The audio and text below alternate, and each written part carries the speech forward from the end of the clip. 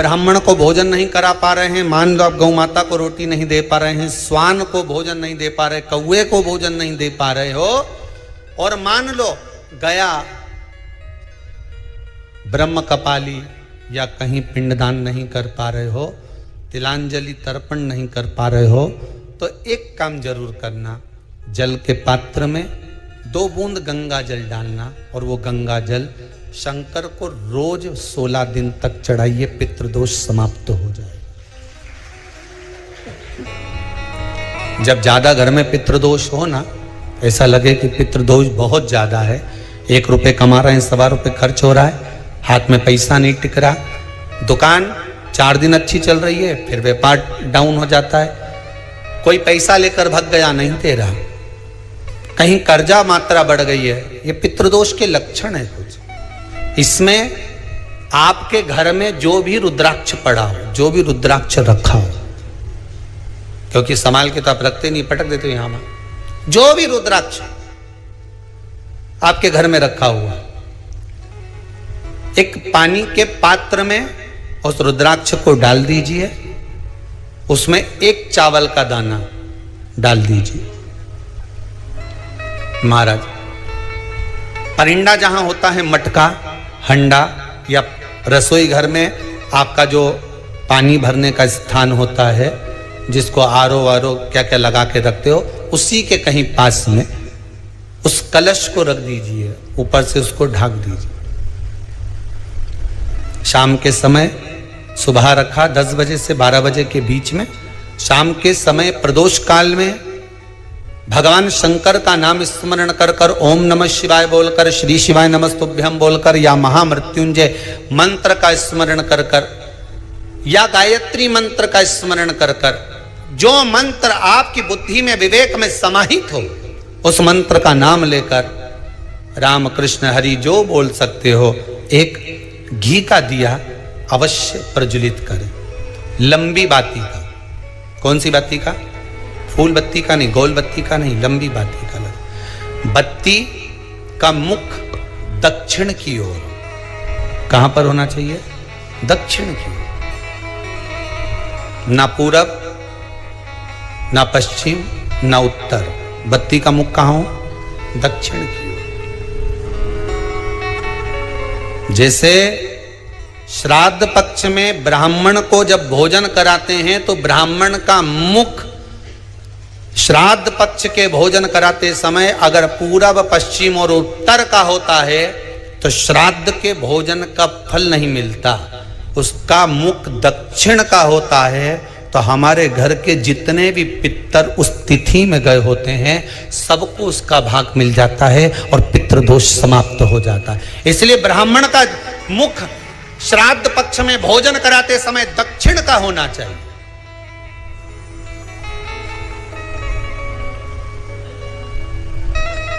ब्राह्मण का मुख दक्षिण का हो।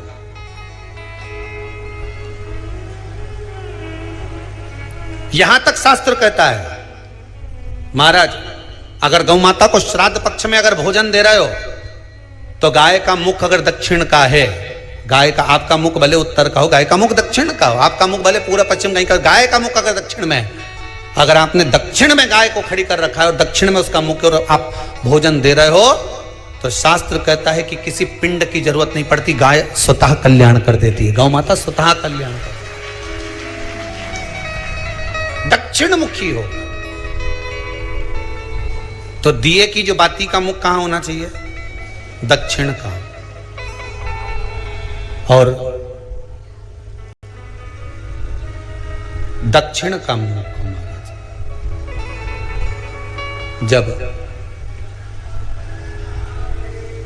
जब दक्षिण का मुख हो, दक्षिण की ओर बाती हो महाराज, तब दक्षिण की बाती जलाने के बाद में भगवान से वहीं पर प्रार्थना करें।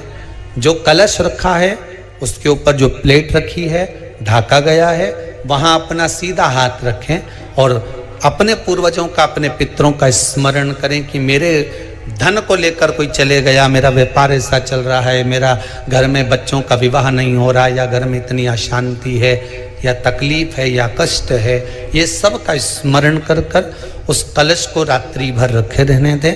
सुबह स्नान आदि करने के बाद फिर एक घी का दिया दक्षिण की ओर लगाकर सुबह 10 बजे से 12 बजे के बीच में उस जल को शिव जी को समर्पित कर कर आ जाएं और वो रुद्राक्ष लेकर वापिस सजाएं। महाराज वापिस सजाइए, उस रुद्राक्ष को अपने घर में रख दीजिए। वर्ष भर वो रुद्राक्ष आपको कभी बीमारी से नहीं घिरने देगा, कभी किसी जगह खड्डे में नहीं जाने देगा, वो उन्नति की ओर ही बढ़ाएगा। भले कोई भी रुद्राक्ष हो, 1 मुखी से लेकर 14 मुखी, 20 मुखी, 18 मुखी, जो रुद्राक्ष आपके पास में, आप तो उसका स्मरण करिए। आप उसका स्मरण करें। आपको लगता है कहीं कहीं कि मेरे पितर मुझ पर क्रोध कर रहे हैं, आपको कभी कभी लगे कि मेरे ऊपर पितरों का पितृदोष लगा हुआ है या पितरों का श्राप लगा हुआ है, या हमारे यहाँ पर लोग अधोगति में ज़्यादा मर जाते हैं, हमारे यहाँ ये काम ज़्यादा हो जाता है, तो निवेदन है, श्राद्ध पक्ष चल रहा है, प्रयास करिएगा। एक चावल की कटोरी में, कटोरी के अंदर थोड़ा सा चावल रख लीजिए कच्चा, उस चावल की कटोरी में एक बेलपत्र, थोड़ी सी दुर्वा बांधकर पानी का मटका, परिंडा या जहां अपना रसोई घर में जल रखते हो, उस कटोरी को वहां पर 2 दिन 3 दिन तक रख दो। वैसे तो 16 दिन रखो ज़्यादा अच्छा था, पर जो दिन अपने को मालूम है 2-3 दिन उसको रख दीजिए। घी का दिया लगाइए। 3 दिन के बाद में उस दुर्वा को, उस बेलपत्र को शिव बाबा को समर्पित कर दो। चावल पूरे घर में घुमाने के बाद चिड़िया को या नदी में या किसी जीव को प्रदान कर दो। महाराज पितृदोष के निवारण का सुंदर तरीका। कल आपको वो काम नहीं हो रहा है, बहुत दिनों से आप प्रयास कर रहे हो और काम अटका पड़ा हुआ है, तो प्रयास करना। जल के पात्र में थोड़ा सा शहद, गंगा जल उसमें डालकर, ये जो श्राद्ध पक्ष चल रहा है, जिस समय पर, जिस श्राद्ध पक्ष के अंतर्गत, श्राद्ध पक्ष में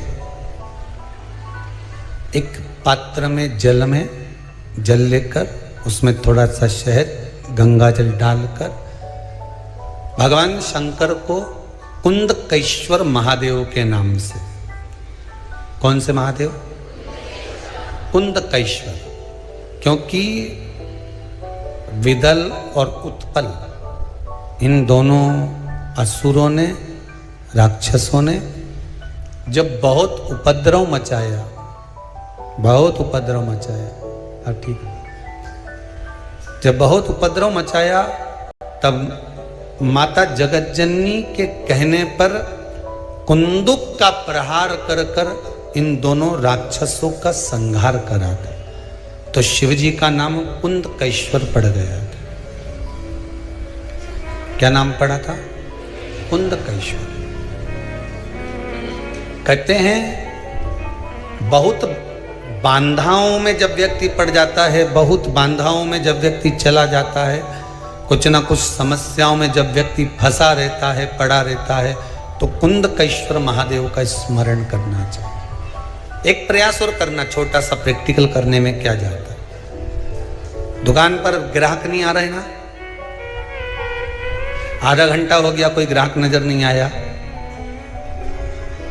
फालतू बैठे हो ना दुकान पर, जब ग्राहक नहीं आता तो फ्री हो, तो एक काम करो, कोई भी जरा सा हाथ में पानी लेकर कुंदकेश्वर महादेव के नाम से 51 बार, 21 बार बोलकर, 11 बार बोलकर वो पानी को दरवाजे पे छीट दो। आधा घंटा, ज़्यादा से ज़्यादा 20 मिनट, आधा घंटा 30 मिनट नहीं लगेंगे और ग्राहक प्रवेश करना प्रारंभ करें। प्रैक्टिकल करने में क्या जाए, अब ई में कहीं घटा तुम्हारा कि पानी घट गया, कि बोलने से कुंदकेश्वर महादेव का नाम लेने से जीवान घट गई, कुछ घटा? फायदा तो तुम्हारा ही हुआ। कुंदकेश्वर का नाम, कोई काम अटक रहा है, शहद जल के पात्र में डालिए और थोड़ा सा गंगा जल डालकर इसी श्राद्ध पक्ष में किसी भी दिन जब तुम्हारा मन पड़े तब शंकर जी को समर्पित कर करो।